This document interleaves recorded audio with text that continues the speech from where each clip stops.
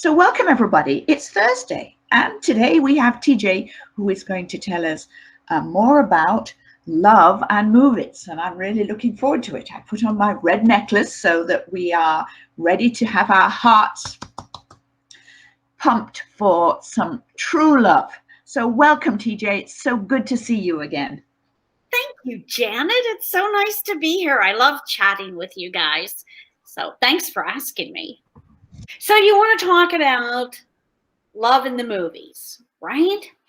And so I tend to do a stream of consciousness when I'm making up lists. And the first things that came to mind were the films The Way We Were, The Lion in Winter, Roman Holiday, now Voyager. And interestingly enough, these are the films where the guy doesn't get the girl. So, but there's no lack of love in these films. And I always thought this was what I like is when a film can make me cry.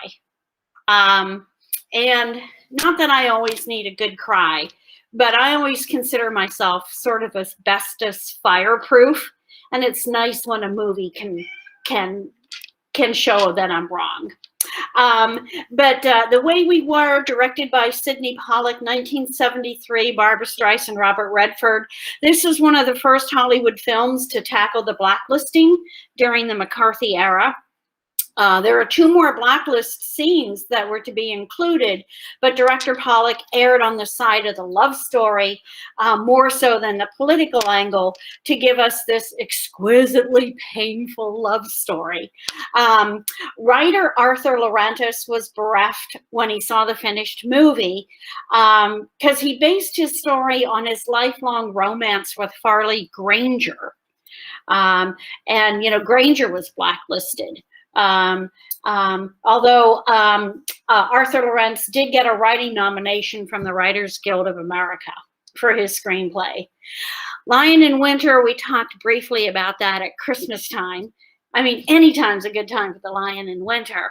And just want to reiterate that, you know, the love between Eleanor of Aquitaine and King Henry was there. They loved each other deeply.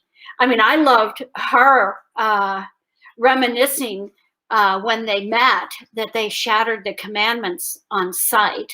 That was that's such a great line. You know, and here they are in this power conflict, even though they desperately love each other. And of course, the movie ends with him sending her back into exile. What? And then Roman Holiday, 1953, directed and by William Wyler. It's Greg Peck, Audrey Hepburn, Eddie Albert, and the city of Rome in 1953. The studio wanted them to film this on a backlot, and Wyler refused to do that. And so we get this gorgeous 50-year-old view of Rome back in the day, on the back of a Vespa, no less. Hey, if you ride a Vespa, are you a Vesperado? I think you are. So the blacklisted writer, Dalton Trumbo, wrote the script, but because he was blacklisted, he had his friend submit it. And so while Trumbo, and I think Trumbo, was he still in jail? Anyway, Trumbo's wife got the money for Trumbo having written the script, but he could not get the recognition. And it was another writer who took the recognition and took the Oscar that year for the best screenplay. It was 50 years later when his wife accepted the Oscar with Dalton's name on it. One sweet bit of trivia, because it's always stuck with me, is the scene with the mouth of truth. you know, where Peck puts his hands inside this lion's mouth. It's a big stone thing. And that scene always stuck with me because it just seems so genuine. Well, this was something that Peck improvised, and he had seen Red Skelton do this thing where he sticks his hand in something and he pulls his hand back up the sleeve and comes out with an empty sleeve. So when Peck pulls this on Hepburn, her reaction is, honest to goodness, genuine. And it's really kind of fun to see him put one over on her. And the other one, Now Voyager, 1942, biggest box office hit of Bette Davis's career. It co-stars Paul Heinried and Claude Rains. Both Heinried and Rains were scheduled to co-star in Casablanca, right? Which started filming at 10 a.m. the very next morning after Now Voyager wrapped. So, I mean, it was that close.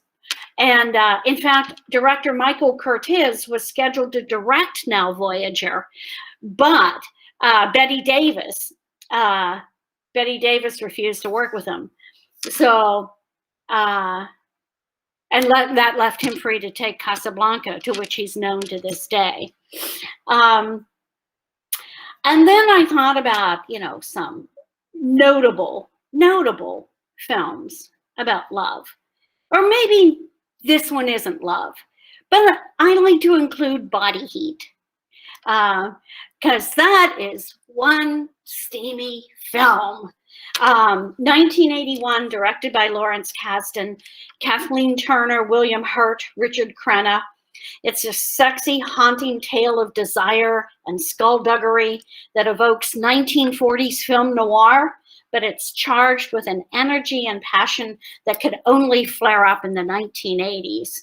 I wonder if you could make something that wickedly sexy today. But my favorite line is when Kathleen Turner says to William Hurt, "You aren't too smart, are you?" I like that in a man. So,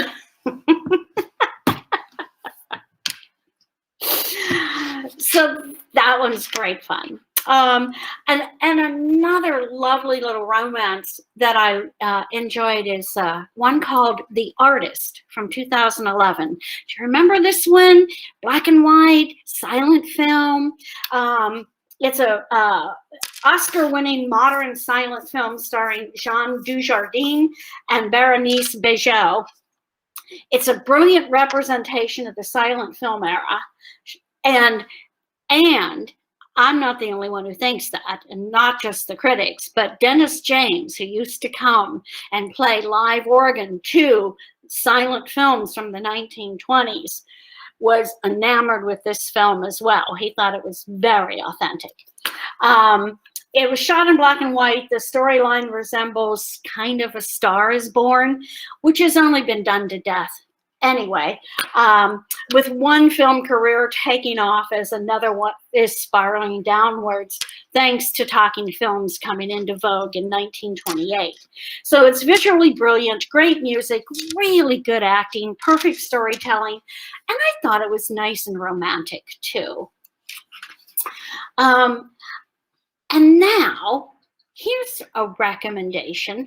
The film is called Yes, Y-E-S, 2004.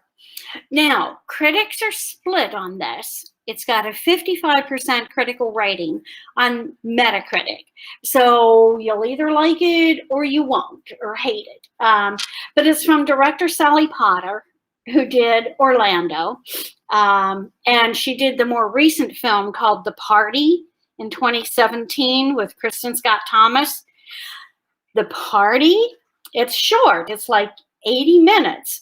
Lots of liberal angst in the movie. It also stars Timothy Spall and a bunch of people who you would recognize. And the liberal angst starts to get a bit heavy, and then there's a twist ending and it's gone. And it's like, whoa, I never saw that coming. People in the audience actually spoke out loud when the ending hit and went, what? So So that was fun. But her movie, Yes, stars Joan Allen, Simon Abkarian, Sam Neill, and Shirley Henderson. And she and he, the two protagonists, are called she and he, meet in London, and some serious sexual fireworks go off. She's an Irish-American scientist trapped in a dead-end marriage to a rich politician, and he's a Lebanese refugee and surgeon turned chef. The film explores the refugee status, midlife ennui, East-West tension and philosophies, the irrational nature of romance, and all the dialogue is set to poetic meter, sort of iambic pentameter. It's really clever. I thought it was daring and ambitious. It was visually striking, impassioned. I loved it. You may not, but give it 20 minutes. Yeah, that's my rule of thumb. Like, give a film 20 minutes and then you can walk out. So, but that doesn't work for shorts because they're short. Okay. And then for Janet, I have a couple of recommendations. Well, one, The Ghost and Mrs. Muir, which we've all seen, but it's so much fun to come back to it because Rex Harrison is just, chews the scenery in this, delightfully so, as a sea captain. 1947, directed by Joseph Mankiewicz, who's the great uncle to TCM's host, Ben Mankiewicz. Stars Gene Tierney, Rex Harrison, George Saunders, Natalie Wood. And, this is one of those films that, I've probably seen a half a dozen times and it still makes me cry at the end. It's just so sweet. Anyway, but Janet, I ran into a film on TCM and I thought of you. It's called The Enchanted Cottage, 1945, black and white, set in Britain, stars Dorothy McGuire and Robert Young. She's a homely maid and he's a scarred ex-GI. They meet at the cottage where she works and where he was to spend his honeymoon prior to his war accident. They develop a bond and agree to marry, more out of loneliness than love. And this enchanted cottage gives a full artistic sway to the adage about beauty being in the eye of the beholder. It's such a sweet film called The Enchanted Cottage. It's one of those small little films. Here's a film from 2002 when I think of love. It's called Italian for Beginners. It's from Denmark, subtitled. It's several lonely hearts in a provincial suburb in Denmark use a beginner's course in Italian as a platform to meet the romance of their lives. So, and it's an ensemble piece, now it's shot in the Dogma 95 style, which would immediately make me turn and run away from it. But give this one a chance because the director is Lone Schorfeg, and she would go on to do An Education in 2009 with Carey Mulligan. There's another nice slice of Britain, right? It's Carey Mulligan, Peter Sarsgaard, Alfred Molina, a coming-of-age story about a teenage girl in 1960s suburban London and how her life changes with the arrival of a playboy nearly twice her age. It's such a nice film. And then another one is when I think about love and marriage, which is where love can lead many times. So if you're gonna have a marriage, let's do a wedding. And one of the best weddings out there is Monsoon Wedding from 2001 from India, Meera Nair. It's subtitled. She directs this story about one Eastern Indian wedding and the people who participate. Ever so exotic, ever so colorful, very interesting backstories. elephants, marigolds, you know, just your typical small scale wedding. It's exquisite. So, and you know, weddings are usually so staid and, you know, ritualized. It's kind of fun to see how this family of means expresses and goes nuts over this marriage. It's and then the quiet backstory. So it's a nice juxtaposition between small and big. And then if you want something for laughs, like say you just watched, you know, all 1,200 hours of Game of Thrones and you need to laugh. There's a wonderful little film that Vic and I saw at the Seattle International Film Festival. It's called My Big Gay Italian Wedding from 2018. It's Italian, it's subtitled, and it's a gay man brings his fiance to the old Italian village of his birth to meet his headstrong parents. What? Headstrong Italian parents? And he's going to reveal his sexuality. So it's a comedy, and you may well figure out pretty early on, because they kind of drop the breadcrumbs, you're going to figure out where this thing is going. But the joy is in the journey with these two guys and with the parents, because they're all most likable people. And yeah, so that's kind of a nice, good time. My Big Gay Italian Wedding. And a lot of these films I'm talking about, you can find on Vudu, V-U-D-U. And I don't know if you're familiar with Vudu, but what I like about Vudu is that you don't have to pay monthly fees. You just pay for the movies you're going to watch. So it's like going to the movies. And since it's Black History Month, sort of want to talk about some Black romance stories. And I think the one that was the most powerful for me was Moonlight. And I didn't even think of it as a romance story, but oh my God, my heart was with that kid the whole movie. And then to find out that he's searching for his sexuality at the very end of the film was also a big surprise. I don't think I've killed the surprise for anybody here. It's this film is a standalone film from beginning to end, and so I won't get, you know, no spoilers there. 2016, written and directed by Barry Jenkins, and this has been his masterpiece. He did a film in 2018, If Beale Street Could Talk, based on the James Baldwin novel. Oh my gosh, James Baldwin. I mean, I could spend 20 minutes talking about James Baldwin. This guy was amazing. He's a man of and ahead of his time, and his interrogations of the American consciousness have remained relevant to this day, which is an unfortunate state of affairs. That it's still relevant today. But If Beale Street Could Talk. And the first film that Barry Jenkins, first time he directed, is called Medicine for Melancholy, 2008.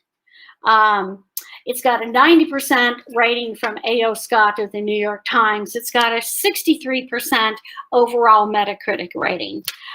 It's written and directed by Barry Jenkins. The plot is, it's 24 hours in the tentative relationship of two young San Franciscans who are also dealing with the conundrum of being a minority in a rapidly gentrifying city of San Francisco. It co-stars Wyatt Cenac, and you'll remember him from The Daily Show. He was a roving correspondent.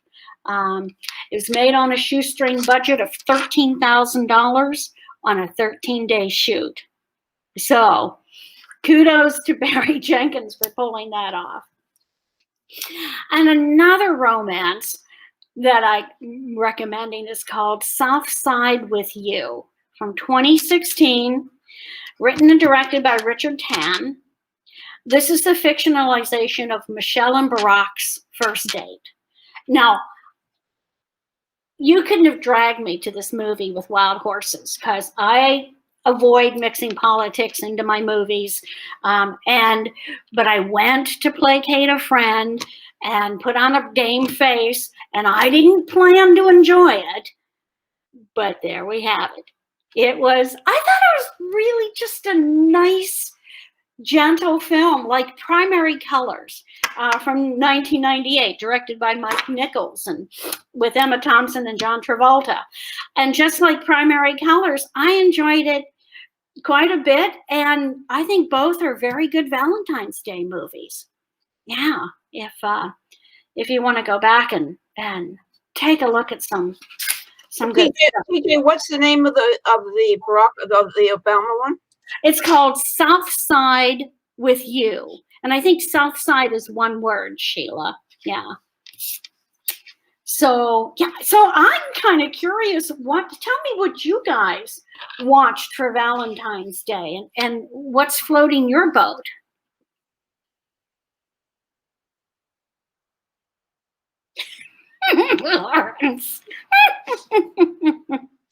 TJ? Yes. I loved Same Time Next Year. Oh, I remember that. That was with Marsha Mason and Alan Alda. Yes, right. And they would meet at the cabin every year at the same time, and they had their affair. Yes. But it went through their different stages of life. She even showed up one year pregnant. I mean, it was like, but I don't know. There was something about that movie I just loved, and it did bring me to tears. And so I don't know if you all saw it, but I highly recommend it. I need to take another look at that. Yes, thank you for the recommendation, because I forget how it ends. Don't tell me. No, I'll be surprised all over again. No. No, thanks. Yeah, Same Time Next Year. Great title too. Yeah. It was I think it's a Neil Steinman play, if I remember right. Okay. This is why I don't remember it, because something happened when I was showing it. I was upstairs. Outside the projector booth, we had a candy room, okay? And there was a door that opened onto the sound. And my concessionaires hadn't thrown the cardboard boxes, hadn't recycled the cardboard boxes, and they had just stacked them by this door.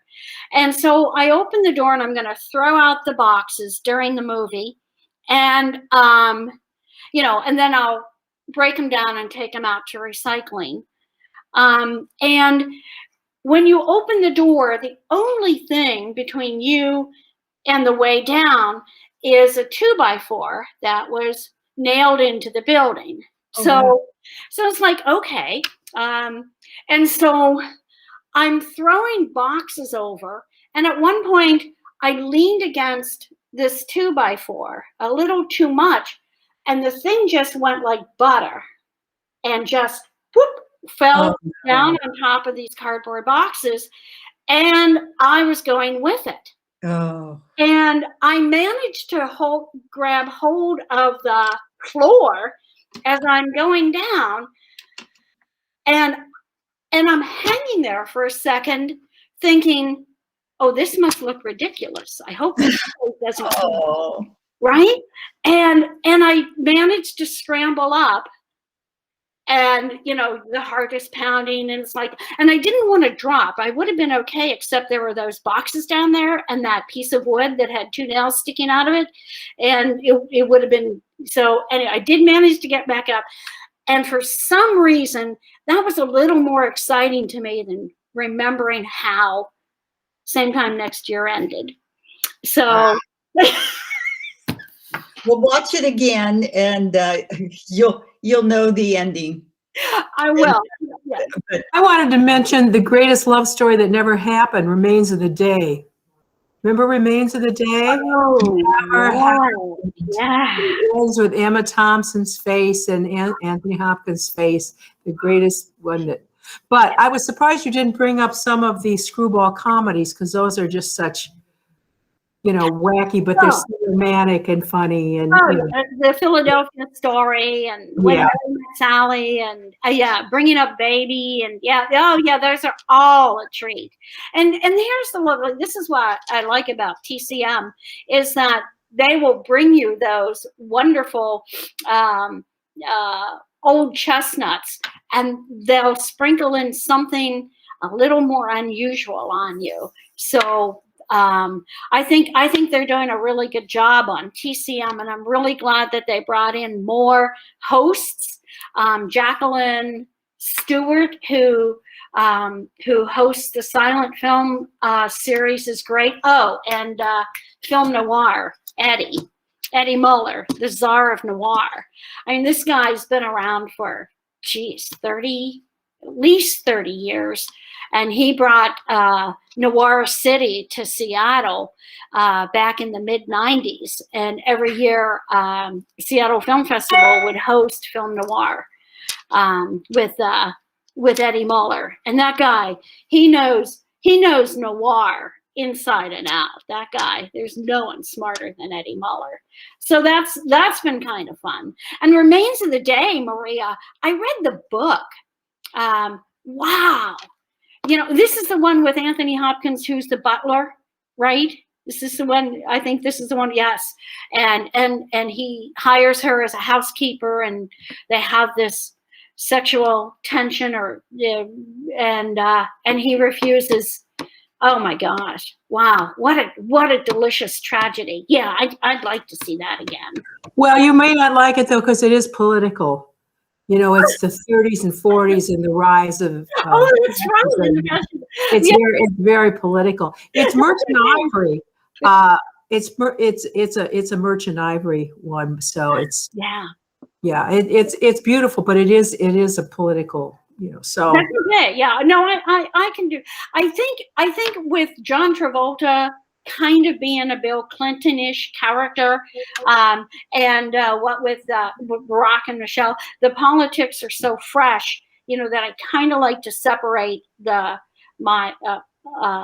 but when it's that far in the past where I can't influence the politics, I'm perfectly happy with it. As if I'm influencing politics by watching Southside with you, right? But whatever. Yeah. Well, the other thing I wanted to mention though is that the Nora Ephron, I mean, the effect that she did have on the, with Harry Met Sally, Sleepless in Seattle and stuff. And this is a woman, and it's woman's point of view, and it was a woman writer, and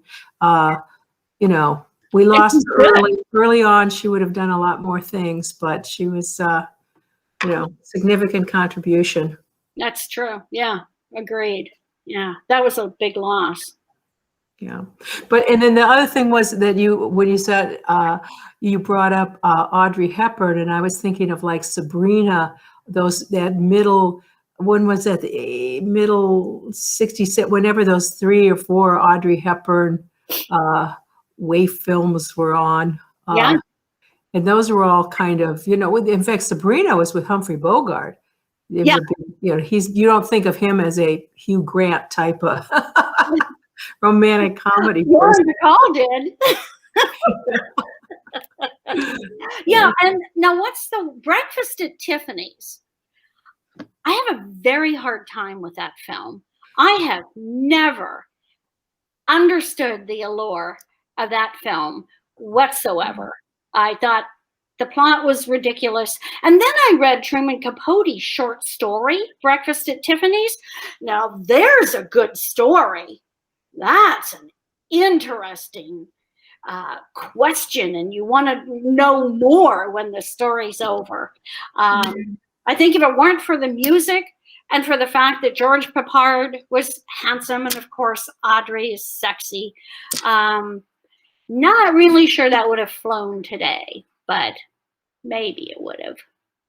Yeah. Breakfast at Tiffany's. And anyone else have any stories, any movies that resonate with you, ring your chimes, make you cry? I'll go again. I loved Love Actually. Isn't that fun? Yeah. I have a karaoke group I do every 2 weeks with the senior center, and the last song of that movie is God Only Knows What I'd Be Without You. Remember that, Sheila? The Beach Boys song. And that whole montage afterwards, I end up in a puddle of tears.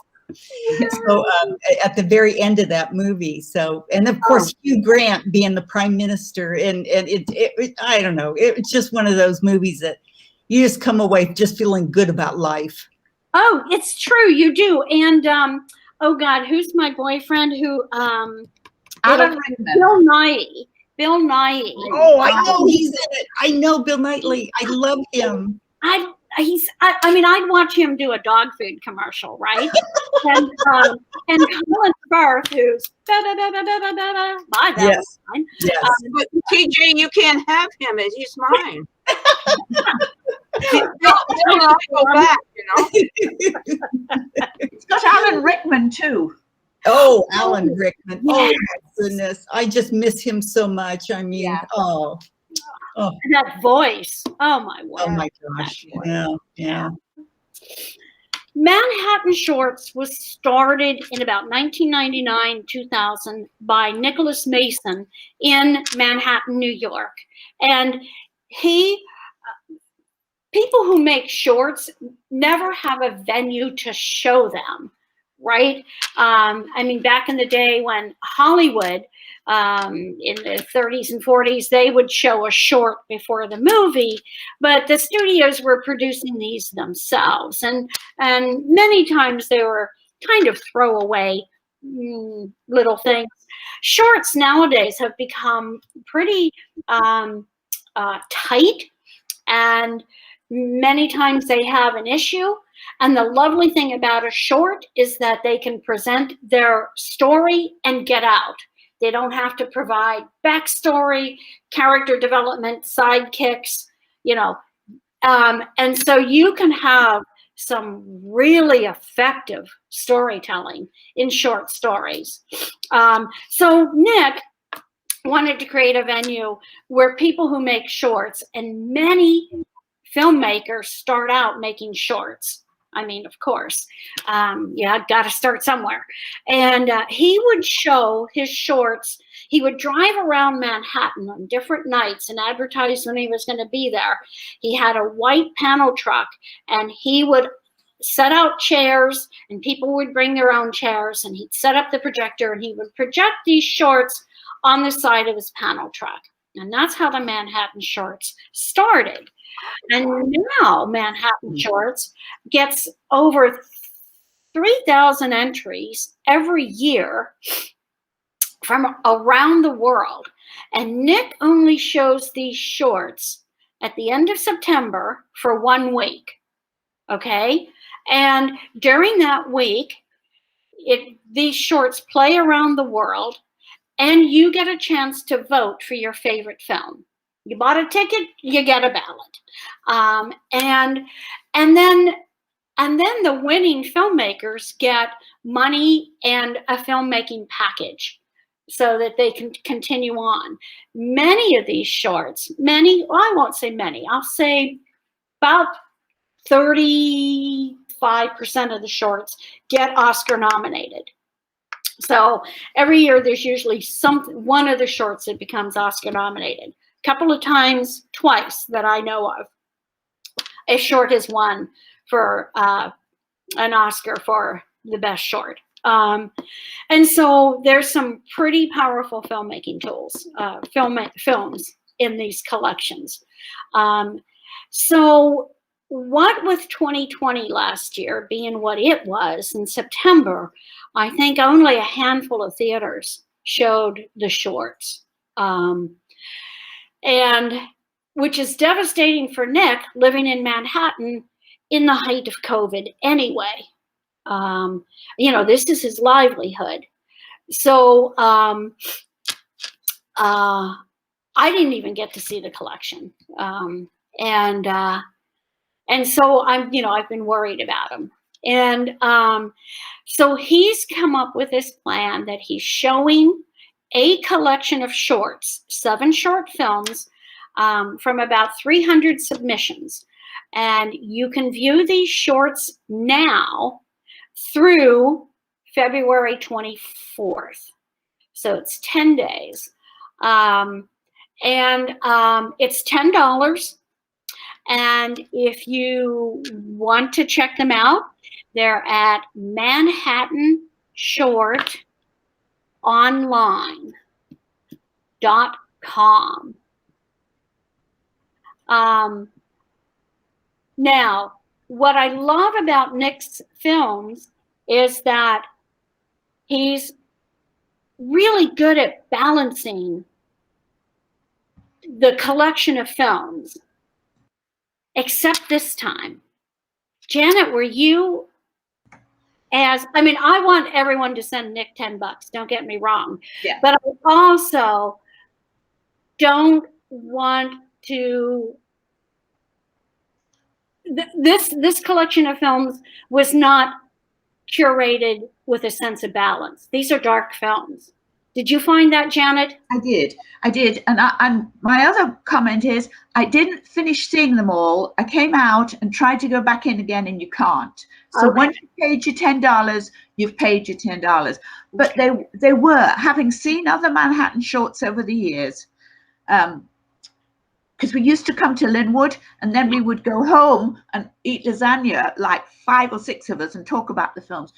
But they were different this time. I agree. They weren't as, some of them used to be funny and lighthearted, but these were much more serious.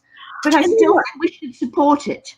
I do. I definitely want people to support. I don't want to say don't see it. Did you see Bag, the animated one? No, I didn't. I missed that. That's where I can't go back in again, so I've got to go and pay my $10 again. And pay $10 again and watch Bag. You don't have to watch any other one. The Italian one at the end, okay.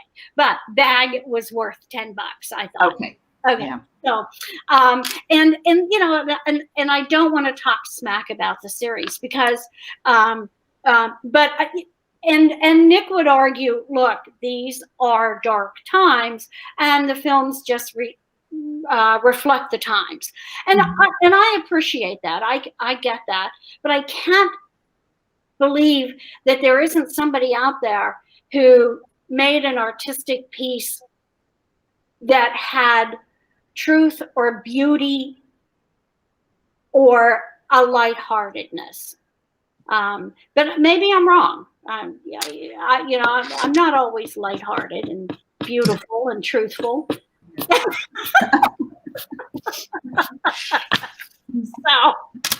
So maybe the collection does reflect the times. But manhattanshortonline.com. And he's now made a link where you can use a credit card. You don't have to use Google Pay or PayPal. You can use a credit card. It's $10. And 7 short films. I'm trying to think. Yeah, it's and you can look. You can click on the finalists when you go to the link, and you can see what the films are going to be. Bag is the animated one. I thought the animation was really creative, and yeah. But Janet said something, TJ, about the fact that if you start watching it, you have to watch it all the way through. Yes. Yes, if you want to vote, because you didn't get to vote. Janet. I can't know. I can vote. But I haven't seen it all. So I saw maybe 5 of them, and then something happened, and I came out of it. I shouldn't have come out of it. Okay. So once it's about nearly 2 hours worth. So about 90 minutes. It's 90 minutes. 90 minutes? Yeah. Yeah. So please, no, when you start, realize you've got to keep going. Yes. Okay. See Bag. Okay. Yeah. And then you can vote. You get 1 vote. So if Yes. there are 2 of you watching and you each like a different film, you're going to have to duke it out before you push the submit button. Oh, tough. This is awful. Hey, I wanted to, now, you know, the Academy Awards aren't until what, April 25th. There are some, so we have lots of time to see some of the contenders out there. But I wondered if you wanted to talk just briefly about the Sundance winners. You know, Sundance just wrapped up. There are 4 films that are have hit most of the reviewers' list with glowing reviews.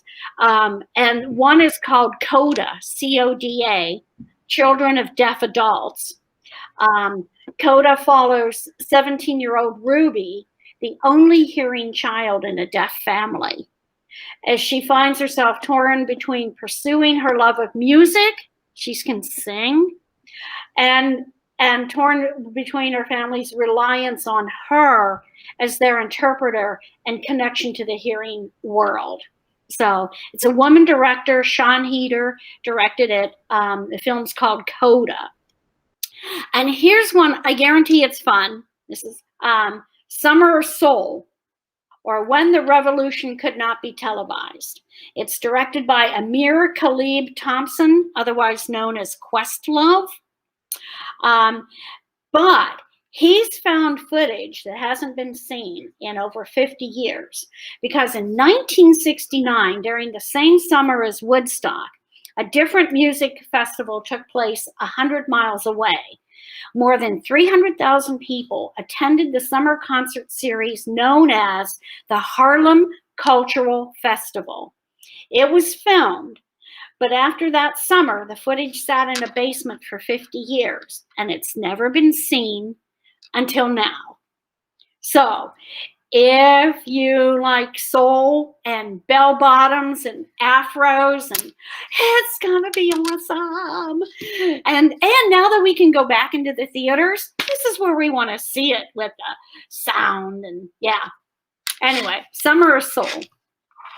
And here's one that I also want to see. It's called Flee, F-L-E-E. It's an animation / documentary from Denmark. It tells the true story of a man on the verge of marriage, which compels him to reveal his hidden past for the first time. A secret he's been hiding for over 20 years threatens to ruin the life he's built for himself. And he recounts his dramatic journey as a child refugee from Afghanistan to Denmark. And it's told mostly through rotoscope animation. It was Richard Linklater who perfected this. It's a tapestry of images and memories that it's a deeply affecting and original story of a young man grappling with his traumatic past in order to find his true self and the meaning of home. So, dude, I so want to see that. And then the last one is Passing, P-A-S-S-I-N-G. This is from Rebecca Hall. Now, you'll remember Rebecca Hall she's an actress. She was in The Prestige. She played Christian Bale's wife. Vicky Cristina Barcelona, and she was in Iron Man 3. Now, this is her first writer-director role, and wow, and it's already being praised. It's about 2 women in 1920s. Irene is a refined upper-class 1920s woman who's finding a breezy refuge from a hot summer day in the grand tea room of New York's Drayton Hotel. And across the room, she spots a blonde woman staring her down. Now, Irene wants to steal away, but before she can, here comes Claire rushing over to stop her.